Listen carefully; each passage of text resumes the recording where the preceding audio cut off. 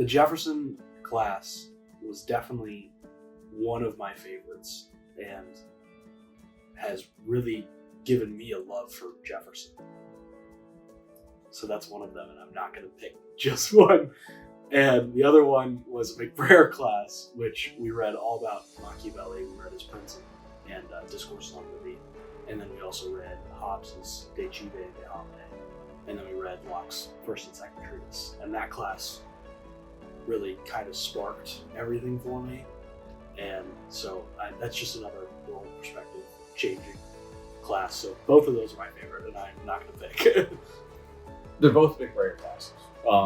Both Western political thoughts that I took as a student, and then I sat in as an embedded coach for another section of Western political thought one.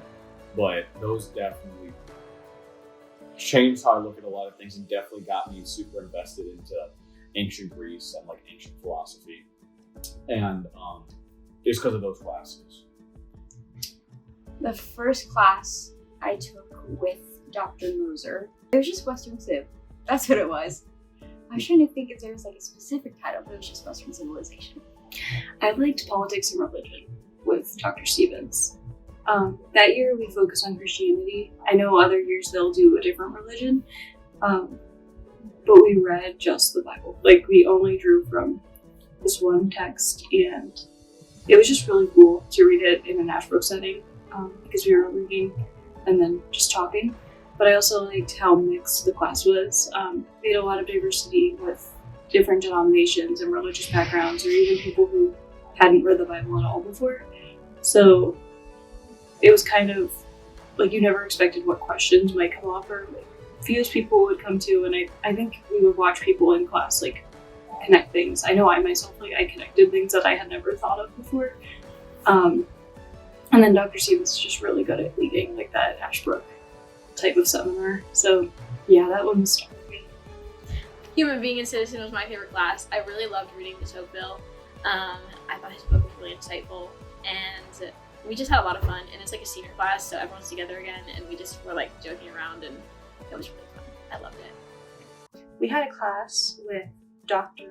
Wiley, and it was focused on Adam Smith's writings.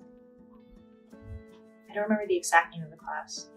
I think Adam Smith is probably in the title. You'll know what I'm talking about. But basically the class was Wealth of Nations and the Theory of Moral Sentiments. And Theory of Moral Sentiments isn't as well known as Wealth of Nations, which is a shame, because that book was, it was touching. Like, there were some really fascinating insights on the human condition that I wouldn't have expected from this economist that is sort of known as one of the big thinkers in capitalism. But I think in the Theory of Moral Sentiments, even though like he refers to economics somewhat, I think he just really breaks down different philosophies on mankind, but then also on how to live well. And it was a take I didn't hear in any of my other classes. And some of the lines from that book stuck with me too. So that was my favorite class. The line, and I'm paraphrasing, but Adam Smith says something along the lines of, "We don't just desire to be loved, but to be lovely." And that, the way I understood it was, we don't just desire other people's admiration, respect, and honor, but we also wish to recognize within ourselves that we have the virtue that merits that respect. So essentially, and then I think he goes on to say, at the end of the day, more than the accolades and the honors, it's that cultivation of virtue and being aware that one possesses it and one must maintain it. Of course, there are other philosophers that talk about virtue, but I think in that fairly short phrase, he just kind of captured something that really stuck with me.